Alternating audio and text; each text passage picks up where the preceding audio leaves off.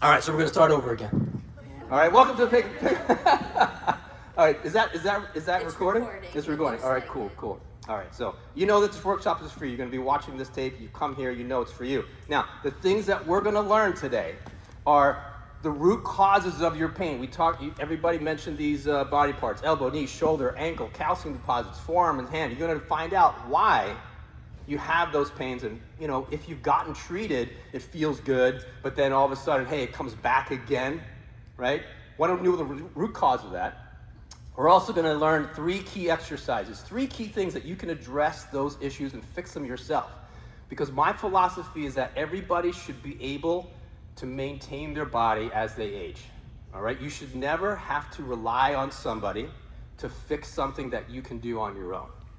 Right? Everybody has a car. Everybody drove here. Hopefully everybody found parking, right? But usually you know which side the gas tank is on. You might know how to put air in the tires. And you might even know how to change the oil. So those are simple maintenance things that you can do for your vehicle. It's the same thing for your body.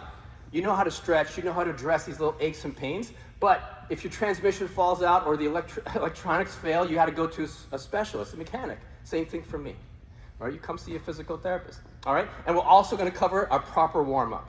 What are we going to do? So that's why we spaced you guys out, so you guys can move. All right, hopefully you got sneakers on. We're good. All right, everybody's good.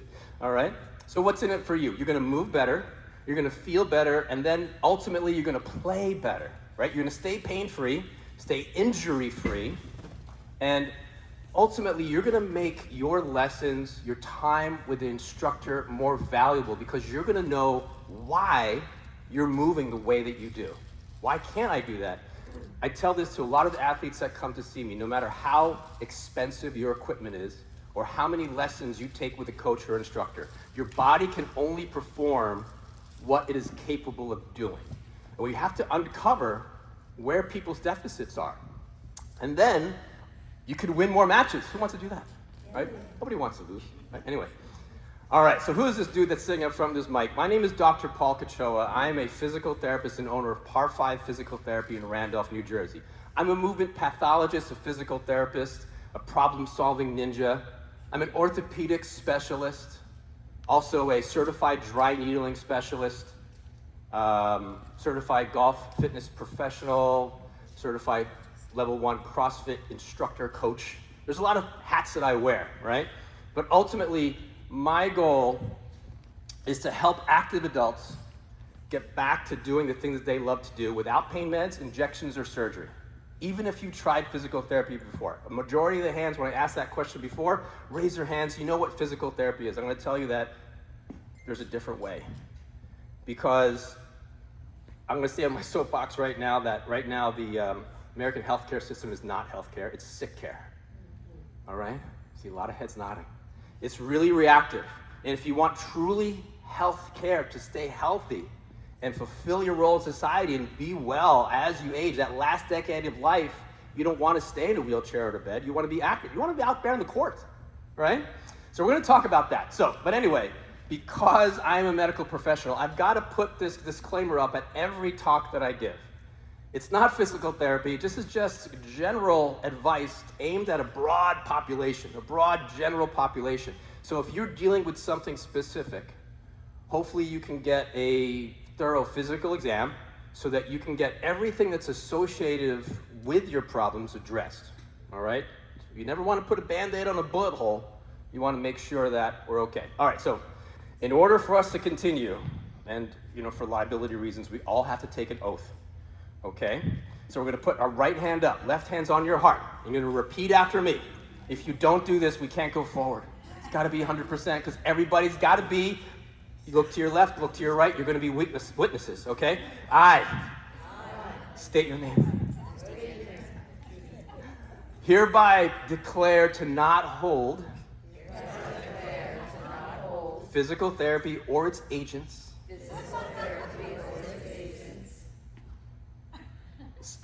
liable for any injuries sustained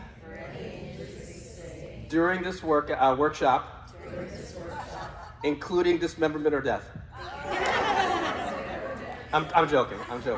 But anyway, rule of thumb is that pain should not be part of the physical therapy experience, right? We are supposed to get out of pain, get you out of pain. So if you're doing an exercise or doing something that hurts, we need to scale it down, modify it, and make sure that it does what it's purported to do. A lot of times people go to physical therapy, they do this exercise, like they have no idea why they're doing it, and they're like, I don't even know if it's working, I'm doing this thing. And they wonder why they don't get better. So anyway, don't push through the pain. Be gentle with these movements, and you try and integrate them throughout the day, like workout, exercise, snacks. You don't have to set aside like an hour, like, oh, I gotta do my exercise. It's just like, hey, I'm on the phone, I'm sitting, do something, right? All right, so now, hopefully you've gotten that little special offer in the beginning there, all right? Sometimes it's a little techy, it's a little complex. You gotta put your phone on that dot card there to get that Pickleball pain-free program. It's an online program that I put together last year. It's filled with videos. It's gonna cover what we do today, plus more, all right? But in the end, also, I'll give you another special offer. Just wait and see. All right, so I've been in the PT field for over 25 years, all right? Got my doctorate back in 2010. I have an exercise physiology degree, and everything, all of those years of school and expertise and experience, I summarize it in one slide, all right? If you take away anything, this is the most important thing that you have to remember today, that your body functions on this alternating pattern of stability and mobility. If this pattern is disrupted, then pain or injury is the result, all right? So I got this video. So this alternating pattern of stability and mobility. If this pattern is disrupted, then pain or injury is the result. Very, very important. I went to this continuing education course and they summarized this. I'm like, oh my God, 7 years of education summarized in one slide in less than 6 seconds. All right, so if we look at this, say for example, nobody said lower back. Nobody said lower back. Somebody said shoulder. Did you say lower back? No, but okay. I will now. Okay, all right. So anyway, lower back. Let's just say, for example, because 80% of Americans will experience low back pain sometime in their life. It's super common, right? Low back pain, the lower back is designated what? It's a stable segment, right? The segment above that, your T-spine, your thoracic spine, that's a mobile segment, and the segment below that, your hips, that's a mobile segment. Now, when you go to a physician, you go to a orthopedic surgeon, you say, hey, my back hurts. All right, I'm gonna look at your back. We're gonna treat your back. I'm gonna stick a needle in your back. Maybe you'll have surgery on your back. But that's not the root cause. Criminals will stay silent, but victims will scream, right? So if your lower back is screaming, the problem is usually because of something that's above or below the problem. If your thoracic spine is tight, it's not mobile, it turns into a stable segment, then your lower back says, hey, your body's like, all right, how do I make up for this loss of range of motion, loss of mobility? You just unlock your lower back, so then your lower back becomes an unstable or mobile segment. Same thing for your hip. If your hips are tight, then you go to bend or move or something, well, your lower back say, I got it, don't worry, I got it. And then it becomes an unstable segment again, all right? We're gonna repeat this over and over again because you guys should know, all right? This is so important. Anyway, this is another thing too, that this is I call it like the pyramid, a hierarchy of movement, right? If we look at the top, skill and sport, that's basically pickleball or any other type of recreational activity that you wanted to participate in. It's something that needs and requires a lot of these base things. So if we want to be successful and perform well in our sport, we have to at the very least have normal physiological range of motion, joint mobility, tissue extensibility, and flexibility. Those are two different things. I wrote them different words. Flexibility is just basically a lengthening of a muscle. Muscle is short, it contracts. Muscle elongates, lengthens. That's it. But our body is like this three-dimensional sack of soft tissue and muscles. All those different layers need to slide and move on one another. So that's what tissue extensibility is. And then we also have strength and stability and that power and speed. All of those things play into what a successful or good athlete is, all right? So we need a good base of this triangle. Now my next question is, how many of you consider pickleball your form of exercise? It's okay, don't lie. This is a safe space. It's a safe space, everybody, all right? Awesome, right? All right, that's fine. A lot of clients that come to see me, they say, you know what, I walk for exercise. And I'm like, that's great. If you can do no other things but walk, then that exercise, that program, whatever, to stay in shape is fine. But physiologically, we should be able to do different things. Like you're sitting now, you should be able to get up out of the chair.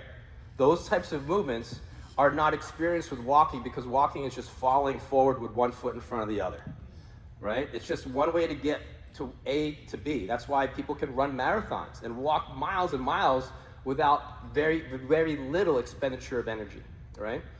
So fitness and exercise is basically your ability to work over broad time demands and over broad modalities. What does that mean? That means that we could work hard, fast, or we could work slow and long, and also lift heavy weights or lift light weights during those things. And that mix and match, that needs to be varied, right? It needs to be functional, and it needs to be high intensity, right? So to fulfill our role in society and be more resilient and durable as we age, we need to make the difficult tasks easy. So that task of getting up out of a chair, so many times people will come to see me, they can't get out of the couch. That's a very simple task. So if your fitness routine doesn't cover at least that simple task, then it will always be difficult. One of the tests that I do for people that come to see me is I see how do they squat, and ultimately how do they get up and down off the floor. You need to be able to get up and down off the floor, one, just for function, for safety, and also there's many studies that link the ability of one person to get up and down off the floor with their mortality rate. All right, your risk of death increases if you cannot get up and down off the floor. Just think about it. Makes sense, right? All right, that's a super downer, right, guys? Yes. Are you saying without using your hands? That would be awesome. Able to get up? When we do this test, if the more parts that you need to use, that's -1, or we take away some points, right? If you use just 2 points of your feet and you get up off the floor, that's awesome, right? But if you use one hand or whatever, you should be able to use at least something.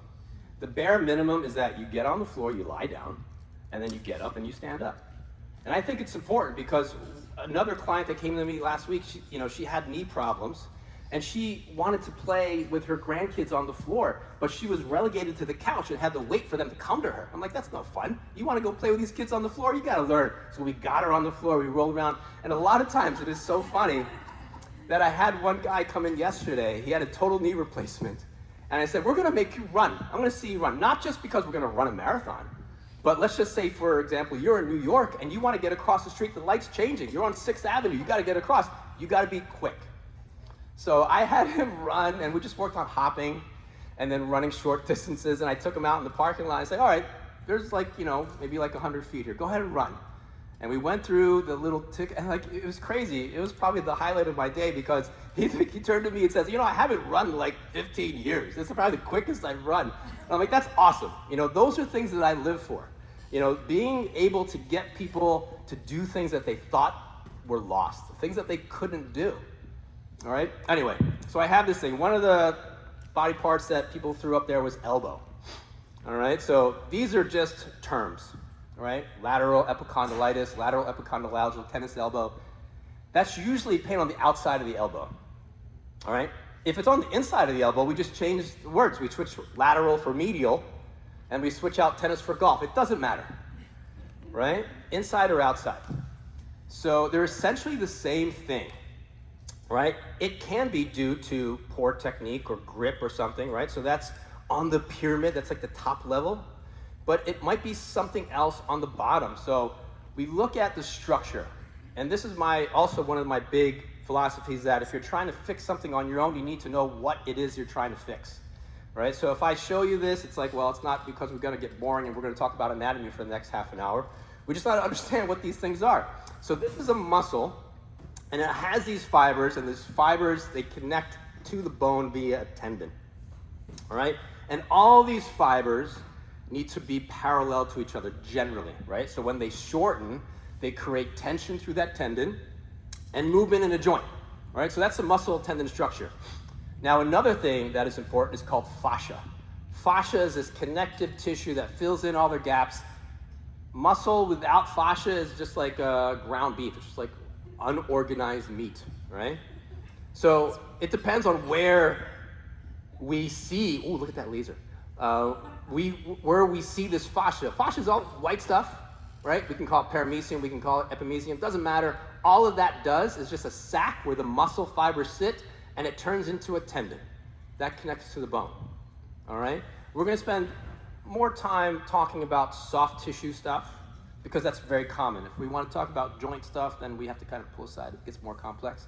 But anyway, if there is a tendon problem, tendinopathy we call it, it's basically the fibers of the tendon as it inserts into the muscle or the bone.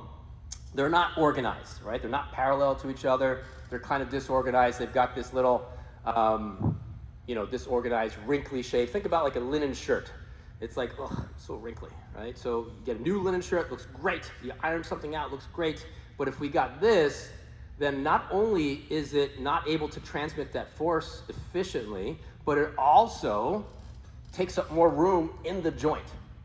For example, if this was a shoulder joint, then there's not a lot of space in that joint, then we get pain every time that we move because this thing is bigger than what it's supposed to be, all right?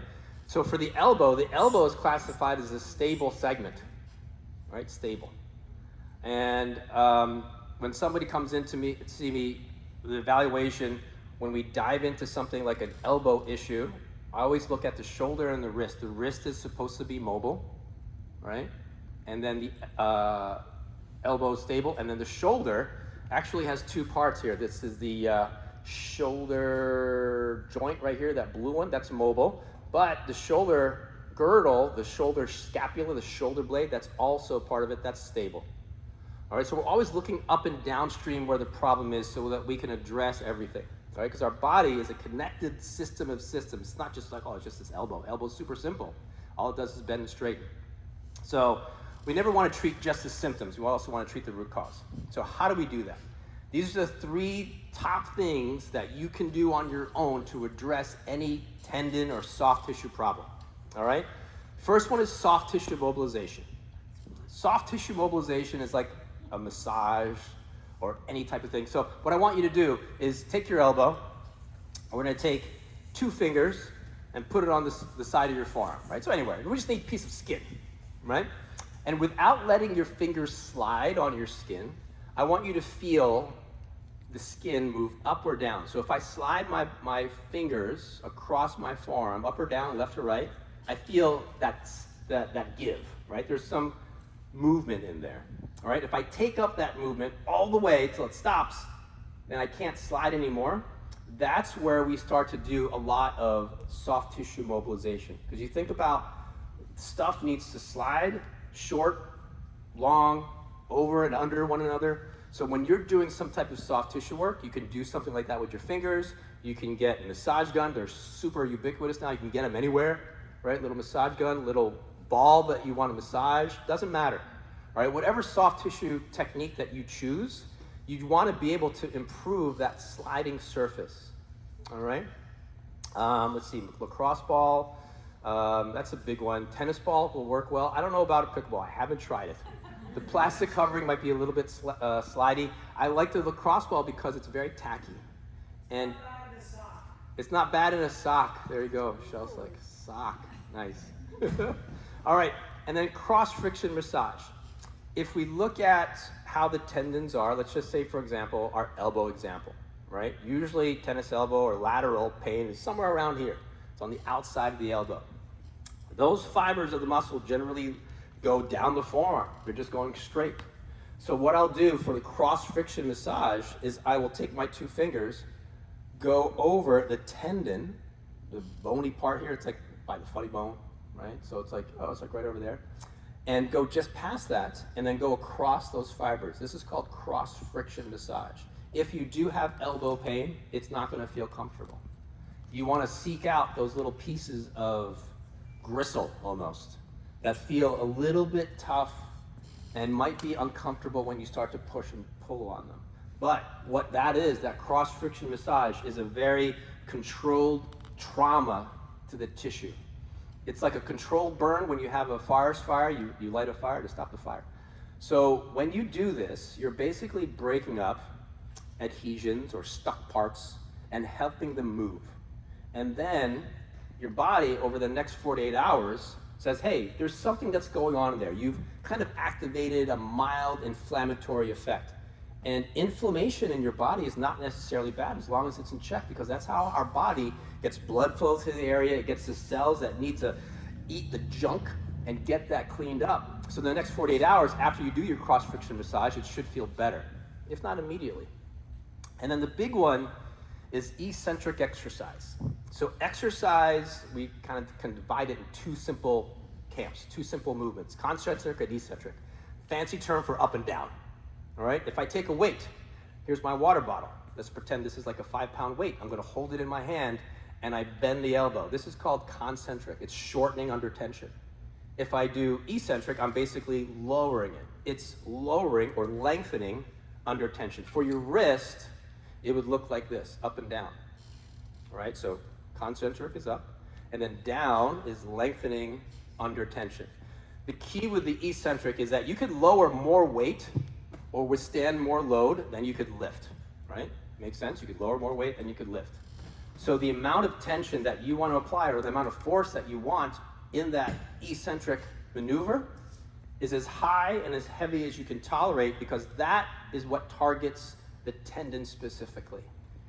Usually lifting weights, shortening, that's muscle. You get stronger, muscles get bigger, but really if you control the descent, the eccentric, then that's what rehabs the tendon and makes it more durable so you don't run into this problem again. All right, there's a lot of other things that I have in my toolbox that we do to kind of create the healing effect, but basically what you can do is just put your forearm on your lap. Yeah, just get my chair. And you keep your forearm stable on your lap here, and if you pull your wrist, you keep your fingers kind of loose and fists loose, just lift it up, right? So if I'm resting, I have a stable surface, I just lift up. That should not hurt, right? Isometrics, where we're creating tension without movement, shouldn't be bad to the muscle, shouldn't hurt. Now, what you're gonna do is take your other hand, push down on your knuckles, and you push down as hard as you can without moving your hand down, right? So you set that isometric, and then you slowly lower. The prescribed amount of time is somewhere between 6 to 10 seconds to get all the way down till you feel that stretch at the bottom. And then you remove the pressure, you don't continue that, and you start over again. Somewhere between 6 to 8 reps, 6 to 8 times, and you could do this daily. So eccentric strengthening, you could be as creative as you want. One way to do it with a weight is to set my arm in that extended position. I put the weight in, I lower slowly all the way down. I remove the weight, start over from the top, and then lower slowly. Okay? Could you do that reverse? You can. And that, if you did it reversed, that would be the opposite side of the forearm. Those would be the golfer's elbow, right? So cross-friction massage on the inside, soft tissue work on the inside of the forearm. You raise it up, push down.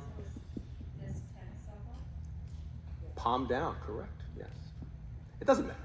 I mean, I would tell you this, is that the most people that get tennis elbow are golfers. So it doesn't matter, really. It's just elbow, inside or elbow, outside elbow pain. The diagnosis, the name doesn't work, we can call it banana, we'll treat it the same, right?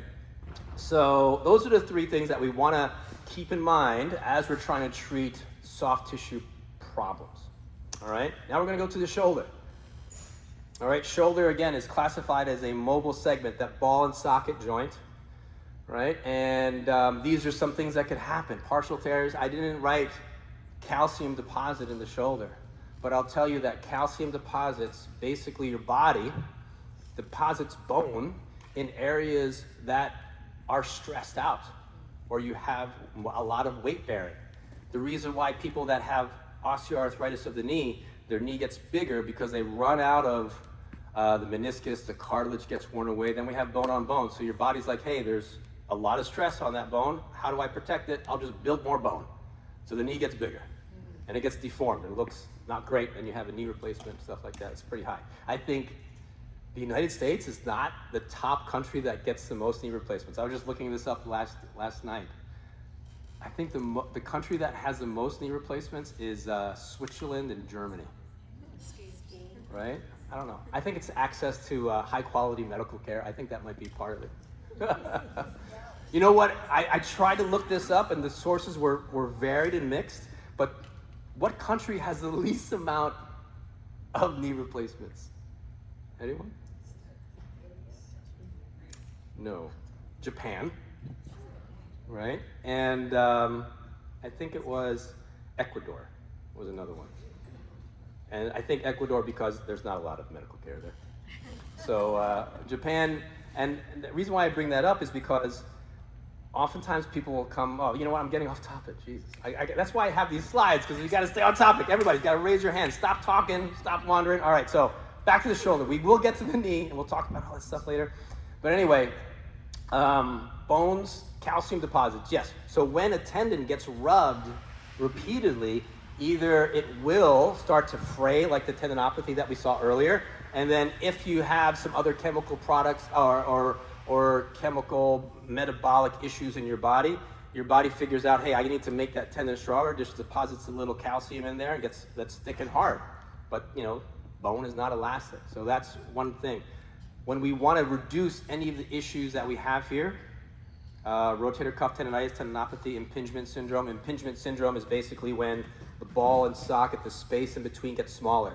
As you move, if the ball doesn't stay in the middle of the socket, it moves closer to the edges, and then that can irritate the tendons or pinch them in between. So that's impingement syndrome. But it doesn't matter, whatever you call it, the way to get rid of it is the same thing that we did for the elbow. All right, we want to make sure that your shoulder is mobile, the joint is mobile, the scapula, the shoulder blade is stable. That shoulder blade moves on the ribs, right? And basically all the rotator cuff muscles, they come from the shoulder blade and insert into the humerus, the upper arm bone. And that holds the ball in the middle of the socket. I have a couple of patients that are coming to see me for frozen shoulder or adhesive capsulitis. Their shoulder is really, really tight. So what happens is that when the shoulder moves up and they try and raise their arm up, the shoulder blade doesn't rotate the way it should. So they end up just hiking the shoulder and they start doing this because everything is joined together. That joint, the arm bone, is connected to the shoulder blade and it doesn't separate, it doesn't move very well. So that's what we run up with. So can you guess what the next slide is? It's the same thing, soft tissue mobilization, cross friction massage, and eccentric strengthening. So for the shoulder, we think about big muscles that can internally rotate the shoulder. You could do this very strongly, this forward motion, but going backwards, it's very small. These small muscles that pull backwards, they're tiny compared to the amount and size of the muscles that pull forward, right? So if you're trying to hit this forearm drive or this overhead smash, you have a lot of velocity going forward, but the problem is you can't drive a Corvette without brakes. You can't move fast if you can't slow down. So the biggest thing is that when you want to move fast, which you will, you need to have these muscles in the back that slow you down, that keep you stable in the joint. So soft tissue mobilization, ball, massage gun, anywhere around this area, all the meat, that's all fair game. Cross friction massage, you can do 2 fingers. One of the most common tendons that get irritated is the bicep tendon that runs down the front part of your shoulder. A lot of times people come to see me and they say, I ask them where their pain is, they point me right here. And cross friction massage over that, again, might be a little sensitive, might be a little bit painful, but it's the same principle that we did for the forearm here. We're just creating a little bit of controlled trauma to restart our body's own inflammatory healing process. And then eccentric strengthening, we think about the forward motion, which stretches out the back, and then the backward motion, the muscles get shorter in the back, it shortens up. So if we wanted to target the eccentric or the rotator cuff muscles, it's basically this forward motion, slow. That makes sense. Because if the muscles in the back shorten, it basically does this. It goes backwards. And when they lengthen, they go forward. And what eccentric strengthening is lengthening the muscle under load. So you can have a band or some type of exercise thing. I don't even have my band. I usually have my band. I warm up with a band sometimes. And you lower or you let that band come in slowly. That band is attached over here. And you just let that arm come in slowly. And that lengthens that rotator cuff muscle under load really slow. All right? Or if it's a bicep tendon, that's an easy one because the bicep tendon just bends and straightens the elbow, but it also flexes the arm. So you could do an eccentric lowering. So I put the weight in, I lower slowly, that's all bicep, and then I come back up and I start again. So that's the eccentric for the bicep tendon. All right, so just lengthening. Once you understand that, then things are easy. I'm giving you like gems here. You never want to see me because you can do things. You can do that daily. Yeah, 6 to 8 times. It depends. It depends on what book you look at, but typically the research shows that if you do this daily, if not every 48 hours, it's enough, right? It really depends on a lot of other factors. All right? All right, so the next one's down to the knee. Promise we get to the knee, right? So anyone say knee stuff? Yeah. All right. So where was I? The knee is another simple joint, right? So all of these things, patellofemoral syndrome, tendonitis, tendinosis, jumper's knee, it all is just anterior knee problems. Knee, pain in the front part of the knee. You have your kneecap, and then beneath that kneecap is your patella tendon, and then up there, quad tendon. So above and below, you've got something that goes directly down that connects to your quad. All right, so again, our stability, mobility thing, your knee is really simple. All it does is bend and straighten. The biggest problem that I see that causes knee pain is ankle immobility, because the ankle needs to be mobile, or the hip is tight, it's not mobile. So the one test that I have people do is I see, can you squat? And being able to squat, basically, you need to be able to go below parallel. You need to be able to get down because a lot of times, one lady that came in to see me a couple weeks ago says, she has knee pain, and her doctor said she should never squat again because of the arthritis in her knees. And I'm like, all right, go sit down, and then go stand up. That's your squat. How do you get up and down off the toilet? That's your squat. You get up and down off the toilet. How do you get up and down in stairs, right? Going up and down stairs is basically a single-legged squat as you're coming up. The big thing to preserve the joint is we want to make sure that your knee and thigh always point in the same direction as your foot, right? So if my feet are pointed, maybe out like this 45 degrees and I'm going to go squat, my knees and thighs need to go into that direction. Oftentimes, because of tightness in the ankle, people will set their feet like this and then they'll squat like this. The knees go in. So then that angle doesn't match because of that tight ankle or weak hips. And then we run into problems because you think how many times you get off a toilet a day, how many times you get up out of a chair per day, and then all of a sudden we wonder why, like over years, why does the knee hurt? And we just learn to move that way. That learned movement dysfunction creates all these issues that we have. All right, and same thing. Soft tissue work, cross-friction massage, eccentric strengthening. So, rolling out or doing any type of soft tissue work on the quad is fair game. All of this big muscle right here. A hip flexor stretch, we could do that right now because when we sit, we're like this. We create this 90-degree angle at our hip. And when we go to stand up, this also goes into back pain. Is adaptively, our bodies adapt to the positions we put it in, right? So if I'm sitting and I'm here for like 8 hours, 6 hours, I'm doing my thing, working, all of this meat in the front gets really tight and short. So I go to stand up, and I'm like, oh my God, it's so stiff. This tightness in front here, your body's like, hey, I'm tight in the hip. How do I get straight? I'm just gonna bar from the back. And I walk around like this. So if we're partially bent at the hip and we have this hyperextension in your back muscles are working overtime, and then your butt cheeks, your glutes aren't working enough, and then we run into back pain. So we want to stretch that out. One quick and easy way to do it in the chair is just to go scooch over to the edge, drop one leg down and behind you. Hold on to the chair, don't fall out. Everybody took that oath at the beginning, so I'm just letting you know. This is just a little taste. As you lengthen this out, you should feel a little bit of a stretch in the front part of your leg, right? So it's just like a thing. This is easy to do. You should never sit for 30 minutes or more than 30 minutes. You should be able to do something, move out of that position every 30 minutes. So 30 seconds would be the recommended time to do the stretch. Another way to do it is just to kind of get onto the knee and get into this half kneeling position. right? That's another way, but you're making the same shape right now with that leg off, right? So 30-second hold, it's hard, the floor is hard. All right, 30-second hold for that type of stretch. All right? There's a lot of other ways that we can do that stretch. That's like one simple way to do it. Cross-friction massage is basically the tendon in the front. That knee, patellar tendon, is like super durable. That is like one of the second to the Achilles tendon is like one of the most strongest tendons in the body. So it can take a lot of force. So, when we did the fingers over here, you could probably do a knuckle. You can go across that thing and, again, take up the slack of the tissue. When you slide on, left to right on this tissue, you'll feel a little bit of give. And you want to take that up and then work through that. Perfect. That's awesome, right? So, static stretching.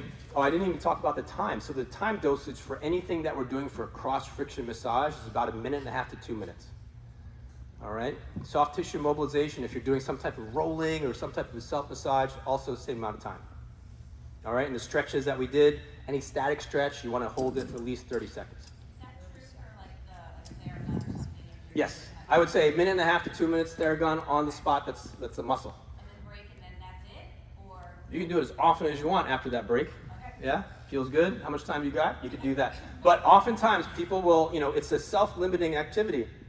So I had one lady had shoulder problems. She had a Theragun. She did it like for 10 minutes. And she came in the next day. It's like, why is my shoulder so sore? I'm like, you did it, you overdosed. Right? So anything that we do, whether it's a therapeutic intervention, it has a therapeutic effect, just like a medication, you can have a small dosage and have a little bit of effect, or you can overdose and not have really good effects, right? You overdose and it's not good. So we want to make sure that we go slow and be cautious with a lot of these things. All right, Achilles, same thing. You know what the next slide's going to be? I hope you guys got this pattern, right? But anyway, it doesn't matter what we call it. It's usually pain on the back of the heel or bottom part of your foot, plantar fasciitis. And it usually happens because of a tight ankle.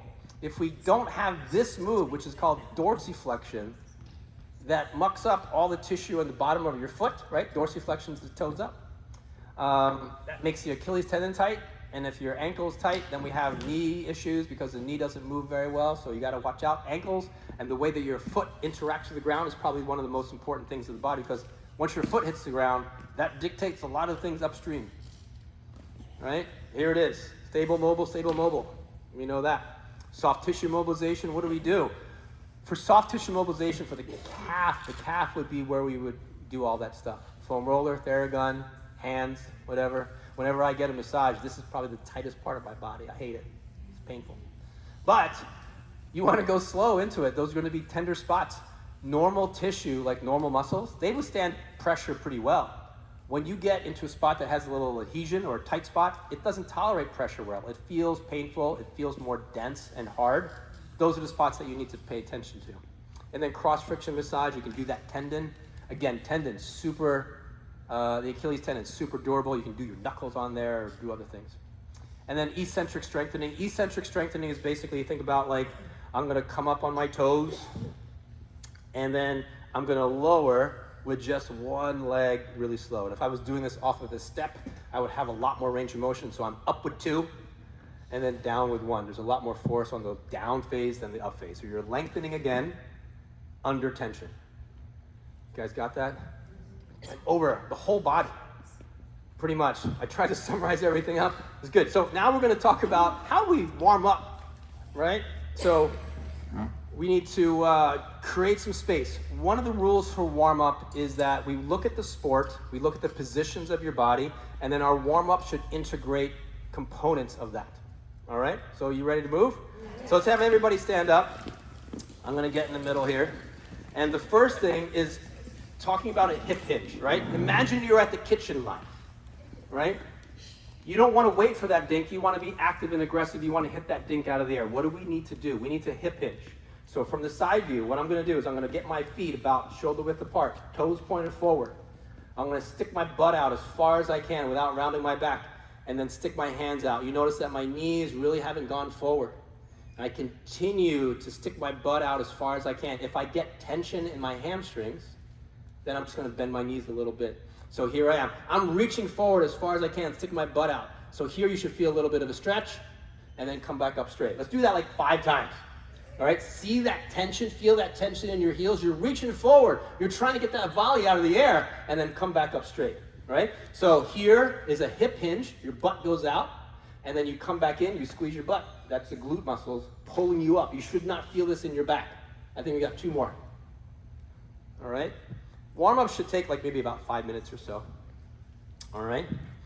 The next one is going to be a leg swing. So before activity, we want stretching to be dynamic. We don't want to hold positions like a static hamstring stretch. Because if we hold the position for a length of time to create that stretch, it actually reduces the ability for that muscle to create force or speed. So you're going to hold onto your chair, the inside leg, you're just going to swing forward. The dynamic stretching part, that if before the game or before sports, you should never do static stretching, which means I'm going to hold the position and go 30 seconds. We want dynamic stretching.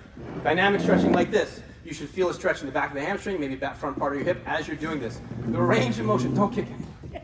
The range of motion is whatever you feel is comfortable with, right? We want to try and lock down the upper body. So don't move your upper body. We're going to be moving only the lower body. And then turn around and do the other leg. I usually have people do about 20, 30 seconds of this, right? Oh, somebody kicked something. And then if we wanted to include the knee, then we just switch it to do a butt kick. I'm just going to kick my butt. I'm bending my knee. So not moving the hip, bending the knee. So that gets the knee warmed up, all right? So about 20 or 30 seconds each leg, and then we go into squats. So squats warms up the thighs. We're going to put your hands up above shoulder height. If you can get them above head height, great. The key with this is that the feet need to remain flat, and then you're going to keep your hands as high as you can and squat as low as you can, and then come back up. Now we talked about how the knee and ankle move. Take a look. Do your knees move in the direction of your feet? Right? So wherever you pick your feet to point, your knees should point in the same direction. This is a large range of motion. Gets your blood flowing, gets that hip and knee moving. All right, so about 5 of those. All right, or 20, 30 seconds. And then the ankle dorsiflexion we talked about. So we're going to take the back of the chair. I usually have people do this on the wall. And you hold on, stabilize that foot. Let me come up to the middle here. And then we put your foot as high up on that leg chair as possible. All right? So we're already introducing that dorsiflexion moment.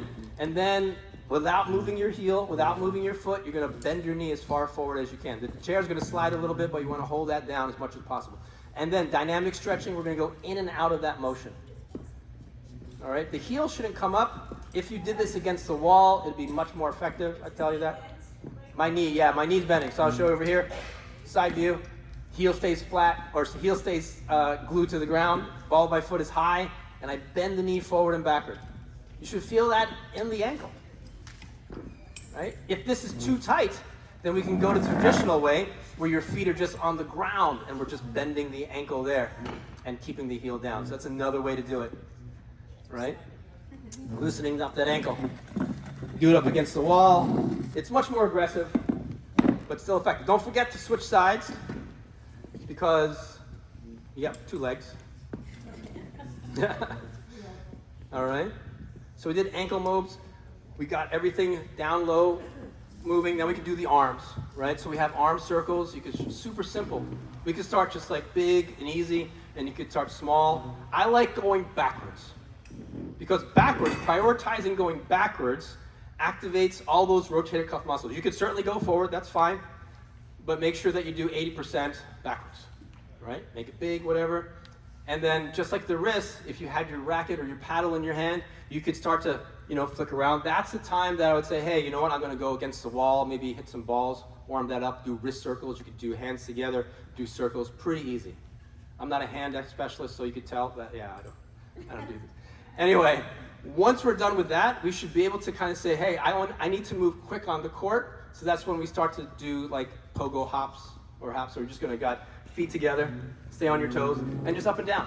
And we go for about 20 or 30 seconds, right? That gets your heart rate up, gets your ankles moving, right?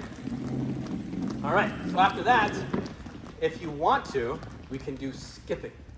Now, a lot of times when I ask people to skip, they have no idea because they haven't done it since they were a kid.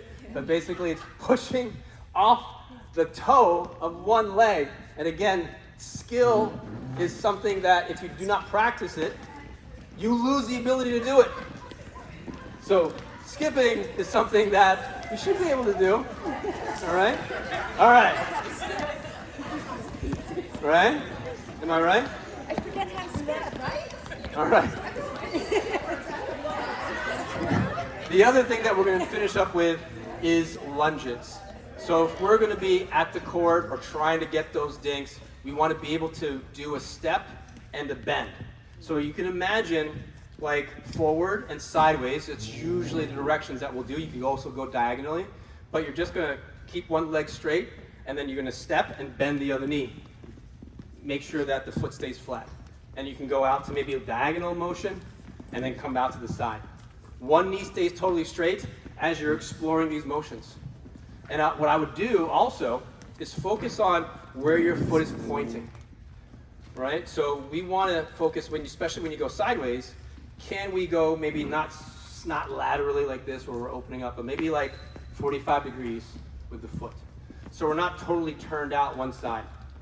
So you kind of look and you go the other way, all right? Forward, diagonally, back to the side. Again, trying to mimic the positions that you would experience in the court. And you do that repeatedly, right? And then you can speed it up. If you want to go side to side, you go left, right, a little bit quicker. If you want to be complex, we could do like a crossover lunge, right? So we're crossing over, left to right, standing in the middle, crossing over, and then it gets complex and people start to trip. Let's not hurt ourselves. But you should feel like an elevated heart rate. You might be a little sweaty, right? These are things. And then you would go and do your dinking. Does that make sense? All right? Because usually we want to be loose and supple and warmed up before we go and be able to at least move quick. We don't want our first quick move to be in the game and all of a sudden we tear an Achilles. Don't want that. All right? So you can all have a seat. Give yourself a hand, you guys. Really good. Nobody got hurt, right? Nobody broke a bone. All right, great. Yeah, sure. They always say it's IT band. Oh my God, it's like the worst pain. Mm-hmm. What is that connected to when you do stretch that? So the iliotibial band. So the question is that, what is this thing down the side of my leg and it hurts when you press on it?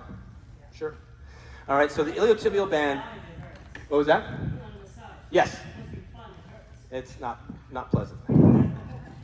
But anyway, the iliotibial band is this connective tissue structure. It comes from the top of your hip, your pelvis on the outside, goes down the side of your leg and inserts on the outside of your knee. So if you do have IT band issues, it can create like hip, back, knee problems. It is a hybrid piece of tissue. We have ligaments that connect bone to bone and tendons that connect muscle to bone. It actually does both. It connects the bone of your pelvis down to your knee, but there's also a tiny muscle that sits in the front called the tensor fasciae lata. It goes down the side, it sits in the front there, and it sits inside that muscle, the IT band. Now, why does it hurt so much? One, underneath your IT band is your lateral quadricep. It's your thigh muscle. It runs underneath that. It's a big muscle, it runs underneath your IT band. Oftentimes, we talked about the shearing effect when we did the soft tissue work. We need things to slide underneath. The IT band does not like pressure. It is designed to withstand a lot of force and not stretch and not move. Because when you stop on this side, that's the thing that prevents you from falling over, one of the things, right? So it's going to be tight. The way to release that is not to press on that, but really move on decompressing. Then we talk about cupping and all that other stuff. So instead of pressing and sliding, we can decompress and slide. And then we work on that TFL muscle, that tensor fasciae lata. It's up here, it sits in the pocket area, loosening that up like, if you imagine like a series of springs. If we loosen one spring, it'll release or decrease the tension on the rest of the springs. that muscle up there, that needs to be released, and then that makes the IT band looser. So hopefully that answered your question. All right, so to recap of what we learned. We learned that the source of pain is not always the cause.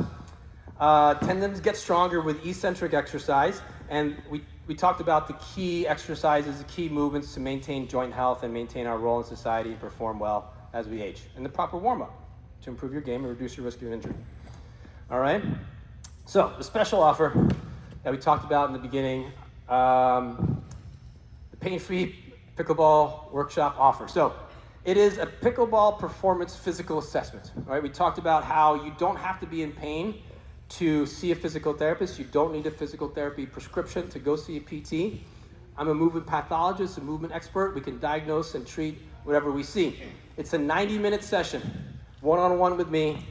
We do a detailed interview, we go injury review, and we set goals. If we don't have a goal, and it's not just to get out of pain, that's an easy goal, because I usually get people out of pain within 1 or 2 sessions.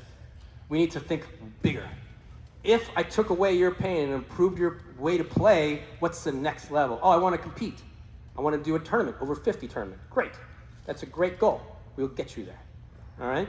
And then we go into a posture screen. Anytime that somebody comes to see me, we do a complete body diagnostic. Like we talked about that alternating stability, mobility pattern. I look at everything. Look at head to toe, posture, and then a movement assessment. We did some movement stuff today, squatting, getting up and down the floor. I look at your head, your neck, your back, your knees, your hips, and then we dive into stuff that we might find that might be dysfunctional with strength, flexibility tests, and joint testing, all right? And then treatment. And the treatment, again, looks like a lot of different things. Majority of you have had physical therapy. Who has had ultrasound? I don't have that machine. All right? Who has had electrical stimulation? I don't have that machine. Why? You don't believe in it. One thing is that they do have their roles, but I've been in the PT field for long enough that when you're in a clinic and somebody puts you on ice and e-stim, it's not to address your pain, it's to give them time. Give them time to see somebody else. Right? That's a secret, guys. Don't tell anybody. All right? But that's behind the curtain. That's behind the scenes. I've been in those clinics. Anyway, electrical stimulation is super useful for reducing pain intensity or pain sensitivity. But it's only half of the solution, because once you get out of pain, we need to be able to move properly, be strong where you're weak, and all that stuff. All right? And then at the end, this is a 90-minute session, we go over a lot of stuff like we did today. I summarize everything up in a report so that you understand what the problem is, what the treatment plan is going to be. Because again, like I said, if you don't know what the problem is, you can't solve it. So you need to know why we're doing something and what's the root cause. It's sort of like, going to your dentist, right? Do you go to your dentist only when you have tooth pain? No, you go for a checkup. You might go for an annual physical, same thing for a physical therapist. You want to do that. So in the end of this session, you'll know what the root cause of dysfunction is. You can play better pickleball without your limits. And at the end, you could figure out, hey, are we going to be a good fit? Is it something that I could fix? If I can't fix it, I'm going to refer you out because I don't want to waste your time, waste my time. You got to figure out if I could fix it. And then I only have 5 available because it's very, very packed in my schedule today. So anyway, this is normally $250. All right, today, for you guys, I'm going to lower the price down to $99 for that. Now, it's only available for this week. The one caveat is this, in the right-hand side right here. This is not available for Medicare recipients. Why? Because Medicare is a government-issued insurance. You've got a special deal that's given by the government. I can't charge somebody for skilled care if it is medically necessary, because if it's medically necessary, Medicare is going to cover it. So that you can disregard this. All right? This is the QR code. If you wanted to schedule, take a picture of that, and you could schedule. I'll tell you a story real quick. No, that is different than the card, yes. I'll have this up later as well. But anyway, I recently bought a refrigerator. And we were going to pay for this refrigerator, and it came time to pay, and then the salesman says, "Do you want a warranty on this?" And we'd have to decide, is it a 3, 7, or 5-year warranty, right? What about medical care? If you went to see a doctor to have an injection or surgery, do they give you a guarantee that it's going to work? I guarantee that if you are not satisfied with how you feel after 3 sessions, you could ask for all your money back, or we could, just give you back your money. So that's always something I believe in, that one, I should be able to fix something, and if I could fix it, then we should feel better, make progress every session. Oh, one more thing. Another workshop special that I'm going to give away this free stretch and recovery session. It's basically 30 minutes that you're going to stay on my table. I stretch you out. You relax, I stretch you out. I do percussion massage. I get you loose. A lot of athletes do this after their games, after their workout. They feel nice and loose and relaxed. It's only available for today. That's a $100 value. So we're talking about a 90-minute pickleball performance physical assessment, 30-minute stretch and recovery session. That's $350. Yours for $99 for today. All right? And also, don't forget, there's a card up front for the Pickleball Pain-Free Performance Program. That's an online program. If you tap your phone to the card, you fill in your details, I'll send that out to you later today. All right? I want to thank everybody here. Thanks, Michelle, Lisa, for having me in. I hope you guys found this helpful and informative. If you have any questions, I'm here. This is my contact info, and then the QR code to schedule your session. Thank you so much. If I could ask you to just pick up your chairs and push them back, we're actually going to use these courts at 1 o'clock. You know how it goes. Ask Dr. Paul, he'll be here powered by his table, and we're ready to roll.